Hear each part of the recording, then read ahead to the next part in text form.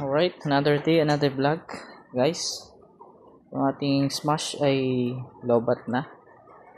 So, papalitan po natin ng battery, bagong battery. Papalit po tayo ng bagong battery. Tanggalin po muna natin itong cover. Iangat lang po natin ito. Iangat lang natin. Tapos pwede na po natin siyang tanggalin. Matatanggal na po siya.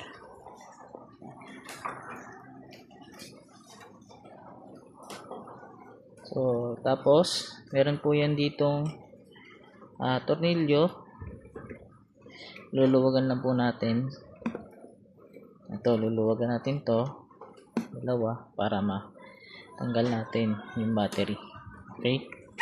So, tanggalin po natin. Okay, tanggal na natin yung battery. Ito na yung bago. So, ito. Tornilyo niya. Ito, ilalagay natin sa loob. Lagay natin siya dito. Dito yan. Kasi yung tip na yan. Lagay natin dyan. Yung isa. Lagay din natin. Yan. Yan. Pwede na natin siyang pasok dito.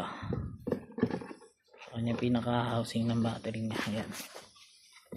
So, pagkalagay natin, ilagay natin ito.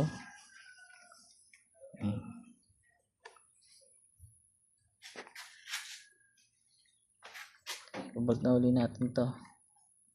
Ayan. Ano yan? Ganun lang kadali yan. Ayan.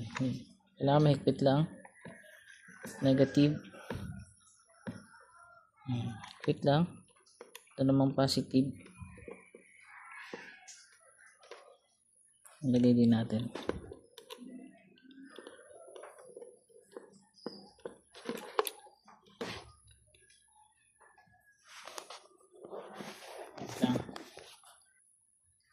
So yun, ilagay na natin yung bago. Tingnan natin kung mag-i-start siya.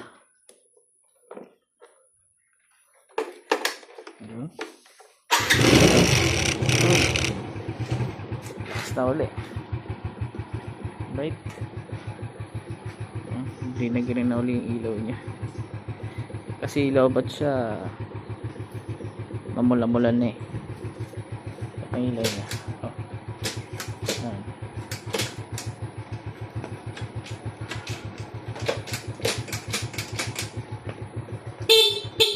Tapos na uli yung battery. Yung ano niya. Alright, so ganun lang guys magpalit ng battery. Napakabilis lang. Tapos pwede nyo uling balik tong cover nya. Pwede yung cover na ganyan. Okay na ulit.